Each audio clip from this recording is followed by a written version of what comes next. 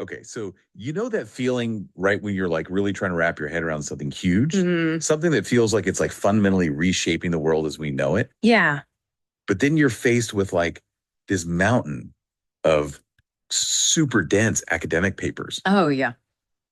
And you're like, ugh, do I really have to wade through all of that? Right. Well, that's exactly what we've done for you today. Absolutely. We did the deep dive into this fascinating paper all about, AI yep, artificial intelligence. in this concept called the Technosphere.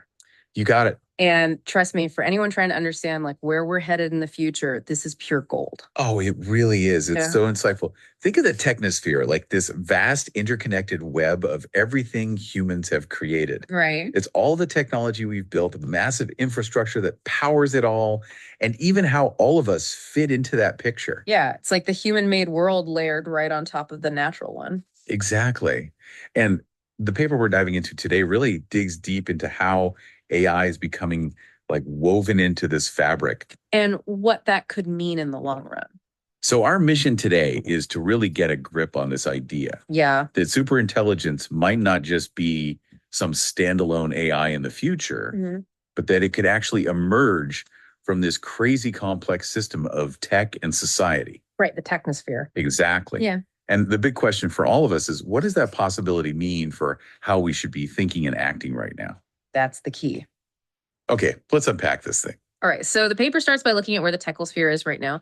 And it uses this really interesting term, immature. Immature. Yeah. Like when you think of something immature, you think of something that can't quite take care of itself yet. Right. And in this context, it means the Technosphere isn't self-sustaining. Okay. The paper uses the technical term, not autopoietic. Autopoietic. Yeah, it's a mouthful. Basically, it means it can't keep itself going without constant input from the outside. And that outside input comes at a pretty steep cost, right? Oh, absolutely. It's not just about needing raw materials. It's actually harming the very systems it depends on. Right. We're talking about damage to ecosystems. Exactly. Think about those increasingly intense storms we've been seeing or the rising pollution levels. All of that. And it also impacts social systems, the things that hold our communities together. So this really ties into a lot of those major issues that I'm sure are already on your radar. Absolutely. It's all connected. The paper doesn't mince words either. No. It calls this immaturity an existential threat. Those are strong words, but they're used for a reason. Right. This is a serious issue, both for human civilization and for the natural world. And it's only getting more serious as we rely more and more on technology. And it cites Crawford's work from 2022 here to highlight how deeply embedded tech has become in our lives. Exactly. It's everywhere. And it's not just limited to the environmental impacts, right? No, it's much bigger than that. The paper emphasizes that this degradation is systemic. It's baked into everything. It's in our economic models, our social structures, even our political decision making. Yeah, it's a much broader challenge than just making individual changes like switching to reusable bags. Right. This is about understanding the scale of the problem we're dealing with. Exactly. It's systemic. Okay, so this brings us to what might be the most mind-blowing idea in the paper. What's that? The concept of superintelligence emerging as an emergent property of the technosphere. Ah, yes. Emergent properties are fascinating. They're basically characteristics that arise from the interaction of many smaller parts. But they're not a feature of any single part on its own. Right. Think of it like the flavor of a really complex dish. Okay. It's not just the taste of one ingredient, but how they all blend together to create something totally new. So we're not talking about some super powerful computer suddenly appearing out of thin air. Nope. It's about the entire network. The whole enchilada. Yeah. The hardware, the software, the supply chains, the labor, the policies, the economics. It's everything. Yeah, every single piece. And the paper spells it out clearly. It does. Superintelligence in this view isn't a single AI entity. Right. It's more like a synergistic outcome of countless interactions. Happening across this massive global network of humans and machines. Precisely. It's the intelligence that could potentially arise from all those connections and feedback loops. It's a pretty wild concept when you really think about it. It is. It challenges us to think differently about intelligence itself. Yeah, like who or what has agency in this kind of system? And who's really in control? If superintelligence emerges from the system itself, our traditional ideas about control might go right out the window. It's a whole new way of looking at things. So let's shift gears a bit and talk about the role of AI specifically. Within this evolving technosphere. Exactly. The paper really emphasizes that AI has the potential to impact every layer. And I think that's spot on. From automating complex industrial processes to influencing political discourse, AI's influence is already huge and it's only going to grow. And like so many powerful tools we've created, AI has this double-edged quality to it, right? Absolutely. It has the potential for both tremendous good and significant harm. The paper lays out two potential paths for AI, almost like a fork in the road. Two very different futures. On the one hand, if we guide AI's development responsibly, it could be a force for positive change. It could help us use resources more efficiently, reduce waste, even predict the consequences of our actions so we can make better decisions. But of course, there's the flip side. The darker path. What if AI development runs unchecked? What if the focus is solely on short-term gains without considering the long-term health of the system? The paper suggests that unchecked AI could actually accelerate the degradation we've been talking about. By hyper-focusing on things like efficiency and profit, it could put even more strain on our resources and make existing inequalities worse. So it really is a double-edged sword. It all depends on how we choose to use it. So let's talk about this idea of a mature technosphere. Yeah. What does that actually look like? Well, as we discussed earlier, the paper envisions a system that becomes autopoietic. There's that word again. It basically means self-regulating, self-sustaining, and even capable of self-repair. But the crucial part is that this mature technosphere wouldn't be in opposition to the natural world. They'd be working in harmony. Exactly. Imagine technology and nature supporting each other's well-being. That's a pretty big leap from where we are now. It is. It's a huge challenge. So how do we even begin to move in that direction?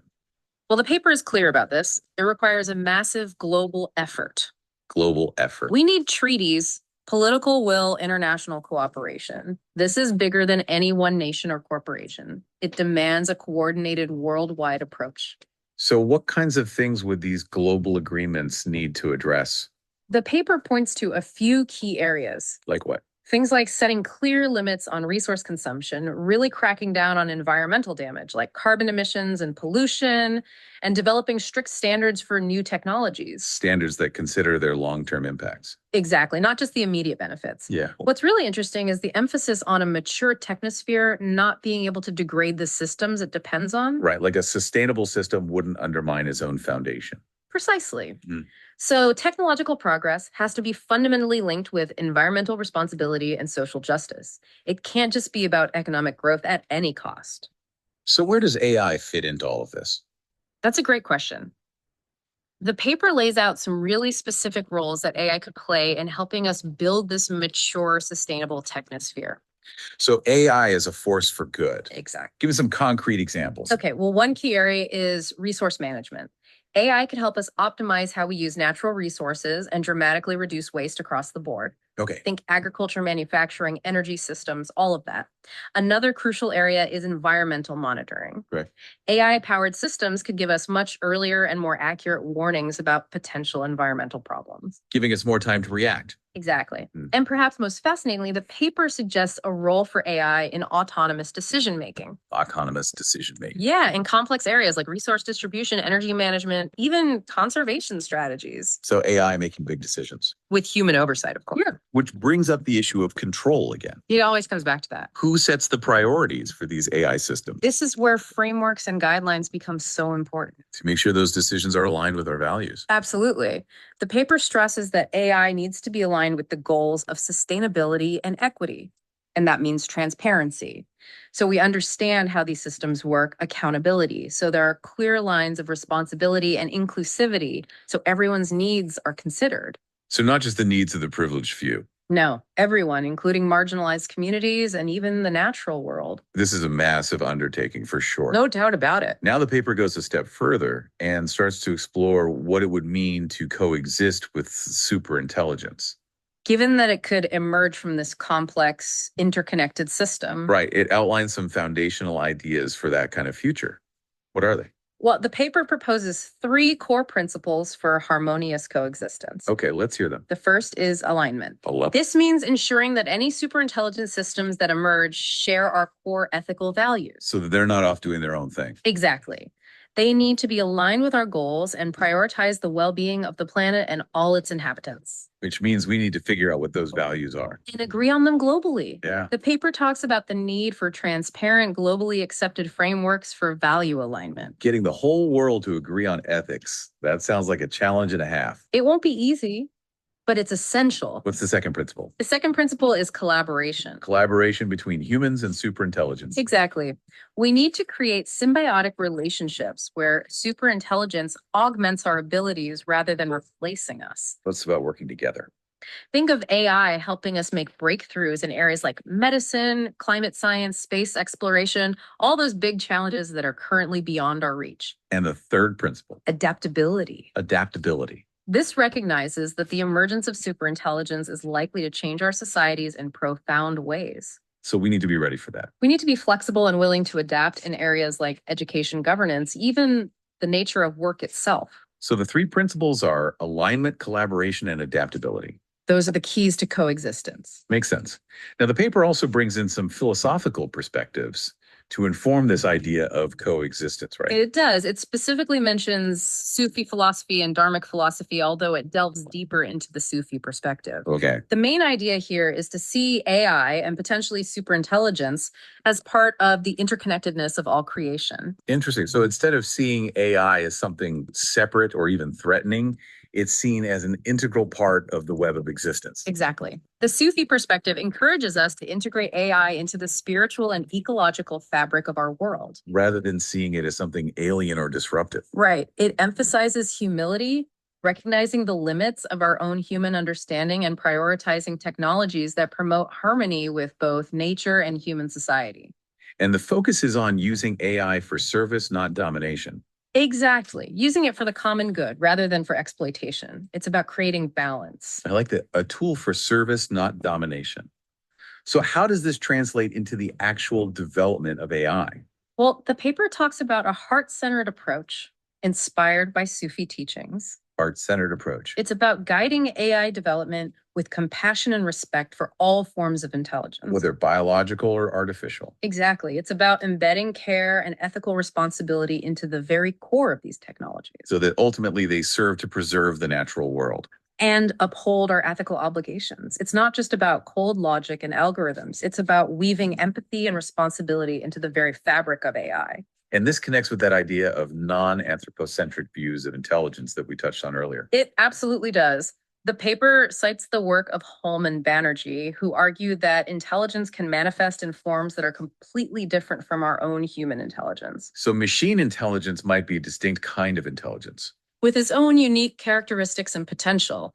It's about moving beyond the assumption that human intelligence is the only valid or the most advanced form. Which means that if superintelligence does emerge, it might perceive the universe in ways we can't even imagine. And that brings us to the paper's conclusion, which emphasizes a syncretic approach to understanding intelligence. Syncretic approach. It's about embracing the diversity of intelligence in all its forms, whether in humans, machines, or other life forms, as Banerjee suggested in their work. So it's about moving away from this idea of human versus machine intelligence, and instead exploring the potential for them to be complementary forces, working together toward shared goals. Exactly. The paper argues that by recognizing superintelligence as a potential partner capable of solving different kinds of problems and exploring new dimensions of reality, we can create a truly collaborative dynamic. And that collaboration needs to be built on mutual respect and shared purpose. Absolutely. And it all hinges on that fundamental alignment of values and the cultivation of empathy across different forms of intelligence. Like Banerjee highlighted in their work. Exactly. We need to build this future of coexistence on trust and shared aspiration for collective flourishing. Not on fear and conflict. Right. The ultimate vision is one where AI is integrated in a way that promotes ecological harmony, social equity, and long-term sustainability. Transforming the technosphere into a self-sustaining system that coexists peacefully with the natural world. It's a beautiful vision, and it requires global unity and a strong sense of ethical responsibility to make it a reality. So this deep dive has really painted a picture of a future where superintelligence might not be some separate entity battling humanity. It's something far more nuanced. Something that emerges from the interconnectedness of our world. And our challenge is to guide that emergence toward a future that's beneficial for all. For humans, for the planet, for all forms of life. It requires a fundamental shift in how we see ourselves and our place in the world, and a commitment to a more holistic and ethical approach to technology. It's a lot to think about. It is. It's a call to action. So for our final thought today, let's really ponder this idea of non-anthropocentric intelligence. Okay. If superintelligence does emerge as this fundamentally different kind of intelligence, how might it perceive the universe? And our place within it. Would we even be able to comprehend its perspective? And could understanding that difference be the key to navigating our shared future? It's a question worth pondering. Yeah. It might even inspire you to explore those concepts of emergent systems and the diversity of intelligence a bit further. There's a whole universe of thought out there. Thanks for joining us on this deep dive. It's been a mind-bending journey. It has. And hopefully the beginning of a much larger conversation. We'll see you next time. Take care.